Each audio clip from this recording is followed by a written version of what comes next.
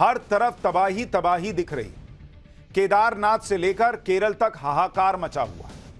आप सुनते जाइए। केदारनाथ में बादल फटने से हड़कंप मच गया है। उत्तराखंड के टिहरी में बादल फटने से आफत आई हुई है। उत्तराखंड में भारी बारिश का रेड अलर्ट है। उधर हिमाचल प्रदेश में 4 जगहों पर बादल फटने से तबाही मची हुई है। हिमाचल में शिमला, मंडी, कुल्लू जैसी जगहों पर बादल फट गए। मतलब बादल फटना एकदम आम सी घटना हो गई, ऐसा लग रहा है। इधर से खबर उधर से खबर आ रही है, बादल फट गया, बादल फट गया। हिमाचल के 3 जिलों में भारी बारिश का रेड अलर्ट है। उधर केरल के वायनाड में तो गांव के गांव तबाह हो गए। वायनाड की तबाही में अब तक 300 लोगों की मौत हो चुकी है। केदारनाथ से केरल तक बारिश ने कैसे तबाही मचाई है, उसका ट्रेलर पहले देखिए। उत्तराखंड में बादल फटने से 4 धाम यात्रा रोकनी पड़ गई है। सड़कों पर लैंडस्लाइड का मलबा आने से सैकड़ों श्रद्धालु रास्तों में फंस गए। कई नदियों में उफान ऐसा आया कि गाड़ियां की गाड़ियां बह गई हैं। आप नदी की रफ्तार देखिए ना भाई। अलग अलग जगहों पर हादसों में 10 से ज्यादा लोगों की मौत हो चुकी है। वहीं हिमाचल में एक ही दिन में 4 जगह बादल फट गए भाई। 4 जगह बादल फट गए। नदी नालों में उफान आने से 4 लोगों की मौत हो गई, जबकि 50 से ज्यादा लोग तो लापता हो गए। हिमाचल में भारी बारिश की वजह से डैम टूट रहे हैं। नदियां ऐसे उफान में हैं कि घर के घर बहने की नौबत आ गई है भाई। उधर केरल के वायनाड में भारी बारिश का ऐसा कहर टूटा कि लैंडस्लाइड की वजह से कई गांवों का नामो निशान मिट गया। मलबे में दबे लोगों की तलाश में अब भी रेस्क्यू ऑपरेशन जारी है। आज पाठशाला में बारिश से मची इस तबाही की डराने वाली एक एक तस्वीर आपको देखनी चाहिए कि देश में क्या हो रहा है, फिर बताऊंगा क्यों हो रहा है। सबसे पहले हिमाचल प्रदेश के कुल्लू की यह तस्वीर देखिए। बॉस, कैसे पल भर में पूरी बिल्डिंग आप देखिए कैसे नदी में समा गई। बादल फटने की वजह से कुल्लू से गुजरने वाली पार्वती नदी में ऐसा उफान आया कि महज 5 सेकंड के अंदर नदी के किनारे में बनी 4 मंजिला बिल्डिंग धराशायी हो गई। देखते ही देखते मणिकर्ण घाटी में सब्जी मंडी की ये पूरी बिल्डिंग नदी में समा गई बॉस। और आप देखिए, ऐसा लग रहा है जैसे कोई गत्ते की बनी हुई बिल्डिंग हो। आदमी नहीं बचपन में गत्ते की बिल्डिंग बना के खेलता था, ऐसा लग रहा है वो है। और नदी का उफान ऐसा है कि उसके किनारे बने दूसरे मकानों पर भी टूटने का खतरा मंडरा रहा है। एक बार फुल फ्रेम ये तस्वीर देखिए, कैसी डरा देने वाली तस्वीर।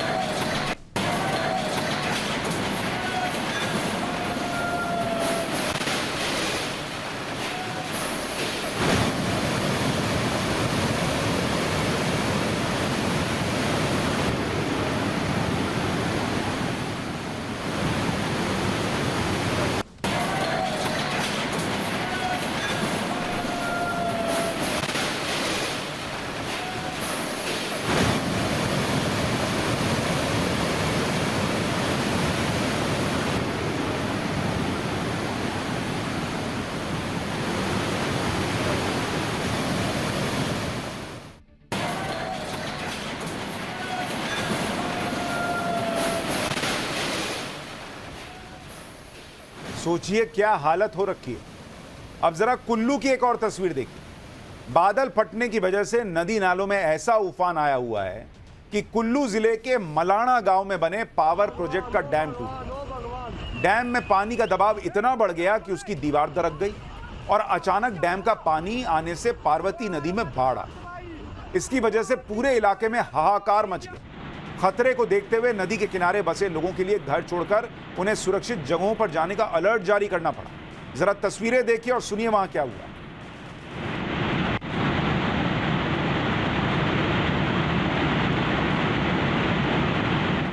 भाइयों, मलाना डैम फट गया है। कृपया नदी नालों से दूर रहे। मलाना डैम फट गया है।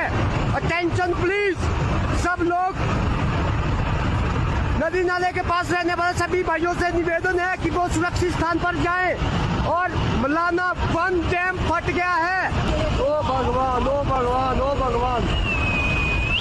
चलो जाओ, चलो जाओ, चलो जाओ, चलो। भाई बहुत ही भयानक, बहुत ही भयानक। यानी जिस वक्त आप अपने ड्राइंग रूम में, बेडरूम में बैठकर आराम से पाठशाला देख रहे हैं, देश के कई ऐसे हिस्से हैं जहां लोगों के पास बेडरूम और ड्राइंग रूम बचा ही नहीं, उनके घर तबाह हो गए। लोग भगवान भगवान कर रहे हैं कि कैसी तबाही आ रही है। वहीं मलाना डैम टूटने से ब्यास नदी का भी जलस्तर अचानक बढ़ गया। यह तस्वीर कुल्लू के पास भुंतर इलाके की, जहां ब्यास नदी में ऐसा उफान आया कि उसके ऊपर बने पुल को छूते हुए नदी बहती हुई नजर आ रही, जिसकी वजह से पुल पर टूटने का खतरा मंडराने लगा।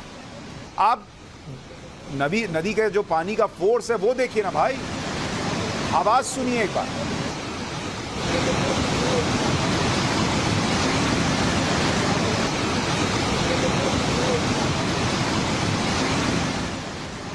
ब्यास नदी का उफान ऐसा है कि उसके किनारे बने मकानों में रहने वालों की धड़कनें बढ़ गई। नदी का पानी मकानों की निचली मंजिल को छूता हुआ गुजर रहा। आप देखिए जितने घर हैं, ये सारे घर इस वक्त एक तरह से डेंजर जोन में हैं। उनकी हालत खराब होगी जिनके घर होंगे। आप पानी का रौद्र रूप देखिए बॉस, क्या हालत है इस वक्त। आप पानी को देखिए, आपको डर लग जाएगा कि कोई इसमें गिरेगा तो बचेगा, और कैसे ये घर बचेंगे। जिनके घर होंगे सोचिए उन पर क्या बीत रही होगी, किस तरह की रफ्तार है पानी की। ब्यास नदी में पानी इतना बढ़ चुका है कि कुछ जगहों पर तो नदी ने अपना रास्ता ही बदल लिया। यह तस्वीर कुल्लू के रायसन इलाके की है, जहां ब्यास नदी चंडीगढ़ मनाली हाईवे से होकर बहने लगी, जिसकी वजह से हाईवे को बंद कर दिया गया। अब हिमाचल के मंडी की एक और तस्वीर देखिए। मंडी के पास बादल फटने से कुछ ही देर में अचानक इतनी ज्यादा बारिश हो गई कि ब्यास नदी पर बने पंडोह डैम के फ्लड गेट खोलने पड़े। तस्वीर देखिए बॉस, आवाज सुनिए।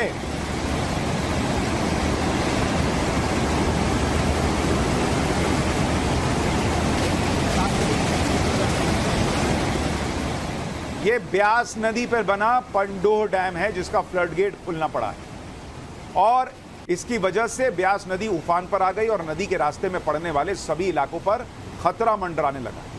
मतलब एकदम देख के दिल बैठ जाए कि बाप रे बाप क्या हालत हो रही है। क्योंकि अचानक पानी बढ़ने से ब्यास नदी का बहाव इतना तेज हो गया कि उसके रास्ते में आने वाली हर चीज पानी के साथ बहने लग गई। भाई वो एकदम फुल पावर से बह रही है नदी, वो जो मिल रहा है उसको लपेटते चल रही है कि चलो साथ। कुछ जगहों पर नदी का पानी उसके ऊपर बने पुल के करीब से गुजरता हुआ नजर आया। ब्यास नदी में पानी का स्तर लगातार बढ़ता देख प्रशासन ने अलर्ट जारी किया, लोगों से नदी किनारे नहीं जाने की अपील की, और एनडीआरएफ, एसडीआरएफ के साथ ही एयरफोर्स की टीम को भी रेस्क्यू ऑपरेशन के लिए अलर्ट पे रखा हुआ है कि बॉस कुछ होगा, कहीं कोई फंस गया, कोई बह गया तो उसके लिए आपको बुलाएंगे, एकदम तैयार रहिएगा। ब्यास नदी में आए उफान की एक और तस्वीर देखिए। मंडी में ब्यास नदी के बीचों बीच बने पंचवक्त्र मंदिर तक जाने वाले रास्ते पानी में डूब चुके हैं। नदी के पानी ने मंदिर को चारों तरफ से घेरा हुआ। आप देखिए मंदिर बीच में और चारों तरफ पानी। मंडी के पंचवक्त्र मंदिर को हिमाचल प्रदेश का केदारनाथ भी कहा जाता है। इसी तरह ब्यास नदी के बीच बना एक और शिव मंदिर पूरी तरह पानी में डूब गया है, लेकिन मंदिर के ऊपर लगा त्रिशूल उफनती नदी के बीच भी टिका हुआ। आप देखिए पूरा मंदिर जलमग्न हो चुका है, लेकिन त्रिशूल ऊपर दिख रहा है।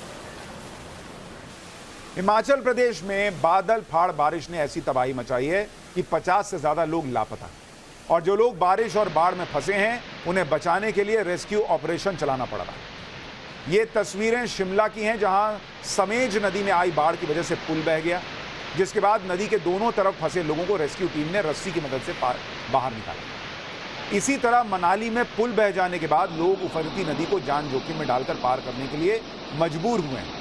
लोग सीढ़ी और रस्सी की मदद से बनाए टेम्पररी पुल की मदद से नदी पार कर रहे हैं। आप सोचिए जरा, इस आदमी के बारे में सोचिए कि कैसा टेम्पररी पुल है, उस पर किसी तरह से भाई जो है वो बेचारा पार करने का प्रयास कर रहा, और नीचे नदी की रफ्तार देख लीजिए। उसको पता है कि मैं गिरा तो फिर ऐसा बहूंगा कि मिलूंगा नहीं, वो वाली हालत।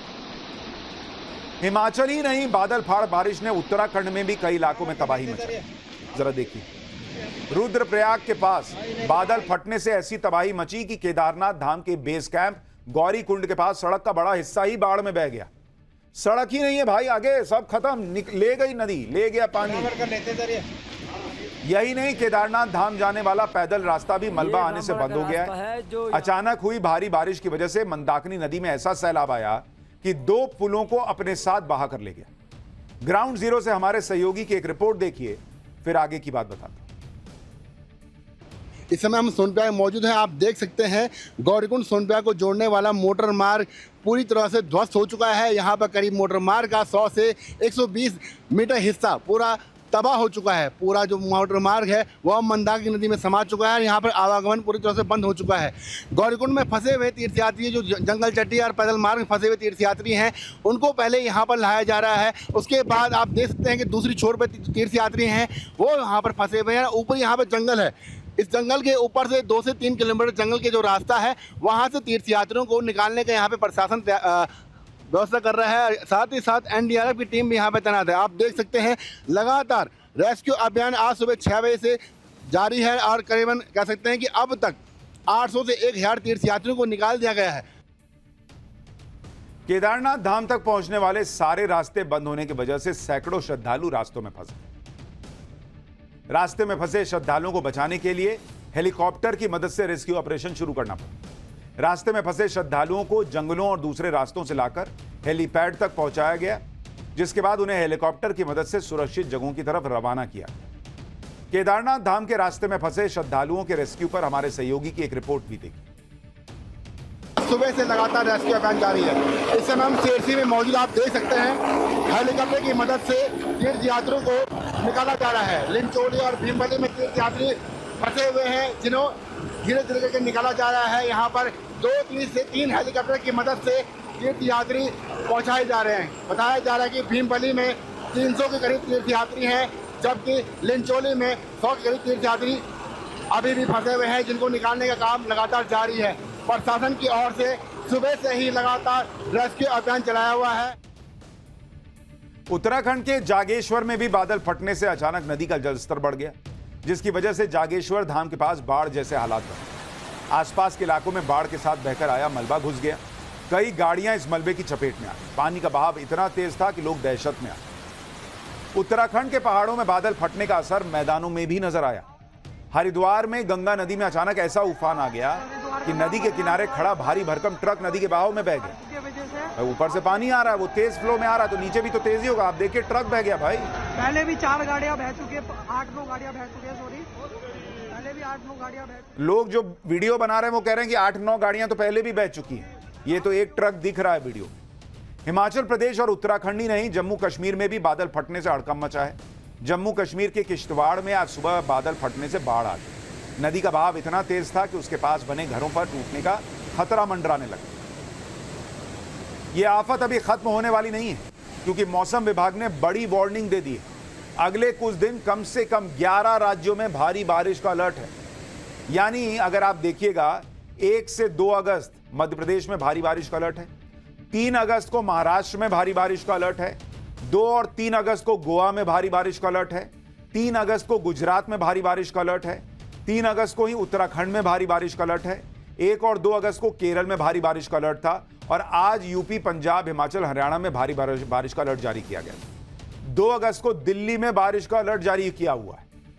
यह तो पूरे देश में बारिश के अलर्ट की बात हो गई, लेकिन इस समय सबसे ज्यादा चर्चा वायनाड की हो रही है, क्योंकि वहां 3 दिन पहले लैंडस्लाइड हुई थी, जिसमें बड़े पैमाने पर तबाही मची, सैकड़ों लोग मारे गए। 3 दिन बाद आज राहुल गांधी वायनाड पहुंच गए, क्योंकि वायनाड से वो सांसद रहे हैं। लेकिन राहुल गांधी अकेले नहीं गए, उनके साथ उनकी बहन प्रियंका भी गई हुई थी, और 2500 कैमरे भी गए हुए। उनकी वजह से कई लोग ये सवाल उठा रहे हैं कि वायनाड में मदद करने के लिए ये लोग गए या फिर फोटो शूट कराने गए कि इतना कैमरा वहां पर है, क्योंकि वायनाड में मदद तो दूसरे लोग भी कर रहे हैं। आप देखिए, आरएसएस के लोग 3 दिन से, वो 3 दिन बाद नहीं आए हैं, आरएसएस के लोग 3 दिन से मदद करने में जुटे हैं। रील वाली मदद और रियल मदद का फर्क ये होता है। और आरएसएस के लोग मदद भी कर रहे हैं बिना 2500 कैमरों को आगे पीछे घुमाए हुए। एक आधा किसी ने मोबाइल से फोटो खींच ली तो खींच ली, वरना आरएसएस की मदद जो आप दाहिनी तरफ देख रहे हैं उसमें कोई फोटो शूट नहीं हो रही है, कोई आपको कैमरे का जमावड़ा नहीं दिख रहा है। इसके बारे में आपको डिटेल में आगे बताऊंगा, लेकिन पहले वायनाड में 3 दिन पहले जो तबाही आई थी उसमें फिलहाल क्या स्थिति है वो देख लीजिए, फिर रील वाली और रियल वाली मदद का अंतर दिखाऊंगा। 3 दिन बाद भी वायनाड में हादसे वाली जगह पर हालात बहुत खराब हैं। 4 गांव पूरी तरह से एकदम साफ हो गए। पहाड़ से आए बड़े बड़े बोल्डर और कीचड़ कई फीट तक भर गए। सैकड़ों मकान मलबे में तब्दील हो चुके हैं और सैकड़ों लोग इस त्रासदी में प्रभावित हुए हैं। वायनाड लैंडस्लाइड हादसे में रेस्क्यू टीम को अभी तक 290 से ज्यादा लोगों के शव मिले हैं, लेकिन मौत का आंकड़ा अभी और बढ़ सकता है क्योंकि सैकड़ों लोग अभी भी लापता बताए जा रहे हैं। रेस्क्यू टीम के मुताबिक अभी तक लैंडस्लाइड त्रासदी में 292 लोगों की मौत हो चुकी है। 200 से ज्यादा लोगों के मलबे में दबे होने की आशंका है। वहीं 3000 से ज्यादा लोगों का रेस्क्यू अभी किया गया है। ग्राउंड जीरो पर क्या हालात हैं और कैसे पूरे ऑपरेशन को अंजाम दिया जा रहा है, इसका जायजा हमारी सहयोगी पिंकी पुरोहित ने लिया है। जरा वहां से एक रिपोर्ट देखिए। ये मुंडकई गांव है जो पूरी तरह से वॉश ऑफ हो चुका है इस लैंडस्लाइड में, और जेसीबी के सहारे इस पूरे मलबे को हटाकर लोगों को खोजने की कोशिश जो है वो की जा रही है। तमाम agencies, NDRF, SDRF, fire department और लोकल रेस्क्यू टीम्स के अलावा सभी एजेंसीज जो है वो यहाँ पर मौजूद है। आर्मी, नेवी की टीम्स जो है वो भी यहाँ पर मौजूद है और लगातार इस रेस्क्यू वर्क को किया जा रहा है ताकि समय के खिलाफ ये जो युद्ध है उसे जीता जा सके, ज्यादा से ज्यादा लोगों को बचाया जा सके।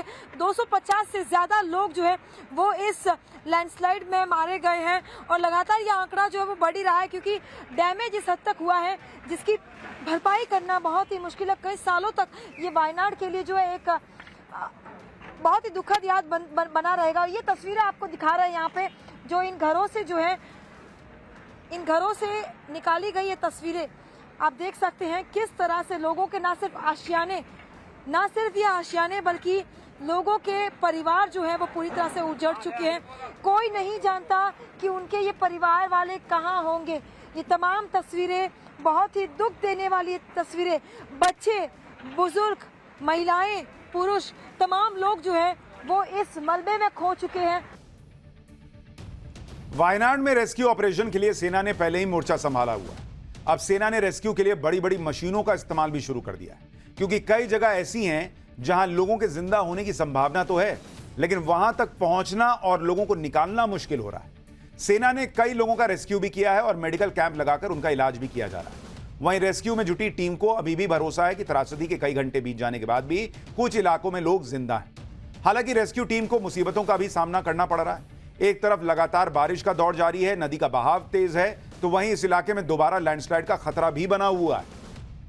मुसीबत के बीच रेस्क्यू टीम को स्निफर डॉग से सबसे ज्यादा मदद मिल रही है। जहां तक रेस्क्यू टीम और मशीनें नहीं पहुंच पा रही, वहां ये स्निफर डॉग पहुंच रहे हैं और सूंघ कर बता दे रहे हैं कि यहां कोई फंसा हुआ है या नहीं।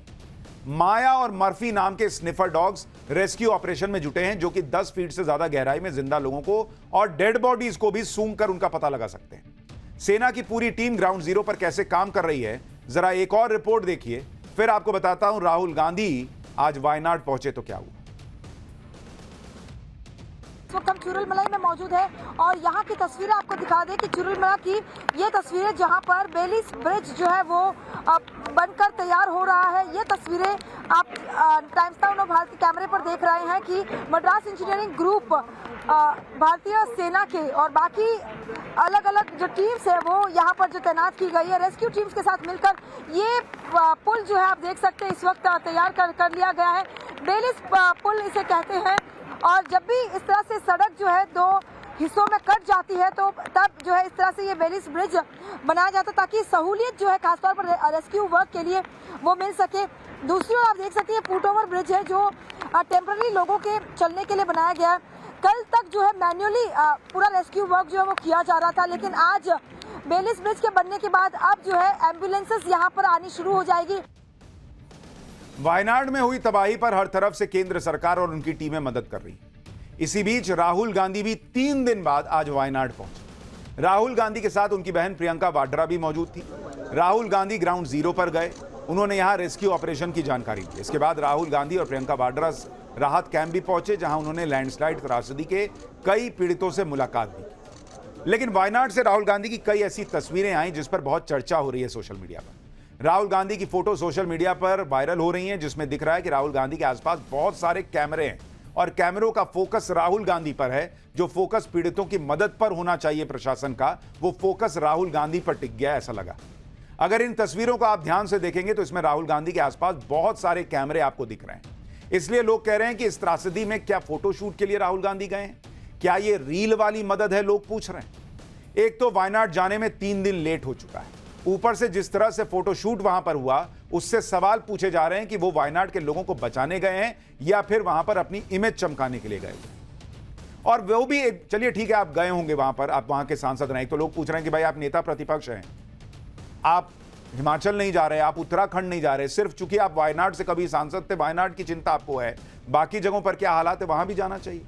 दूसरा, लोग पूछ रहे हैं कि 3 दिन बाद गए, लेकिन आप देखिए आपकी वजह से कितना वहां पर जो सब कुछ है, प्रशासनिक अमला है, वो राहुल गांधी के पीछे पीछे लग गया।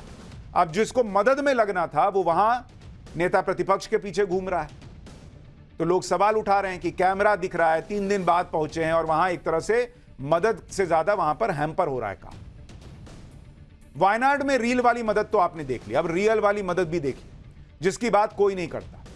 आरएसएस के लोग, जिन्हें राहुल गांधी अक्सर हर बात पे कोसते रहते हैं, वही आरएसएस और सेवा दल के लोग वायनाड में 3 दिन से जुटे हुए हैं मदद में। राहुल गांधी तो 3 दिन बाद वायनाड पहुंचे, आरएसएस के स्वयंसेवक पहले दिन से वायनाड में मदद कर रहे हैं। ये वही स्वयंसेवक हैं, ये वही आरएसएस है जिसे राहुल गांधी और उनकी पार्टी न जाने क्या क्या कहती रहती। आपको यह भी ध्यान रखना चाहिए कि यह वही केरल है जहां आरएसएस के लोगों की राजनीतिक हत्याओं के आरोप लगते हैं, जहां आरएसएस के लोगों पर अत्याचार हुए हैं, लेकिन कोई भी त्रासदी आए आरएसएस के लोग मदद में सबसे आगे रहते हैं। वायनाड यह राहुल गांधी का संसदीय इलाका रहा है, वो राहुल गांधी जो आरएसएस को क्या नहीं कहते, लेकिन आरएसएस के लोग ये नहीं देख रहे कि अरे यहां कभी राहुल गांधी सांसद थे। उनको वहां दिख रहा है कि मेरा भारतीय भाई वहां पर फंसा हुआ है। यह है आरएसएस।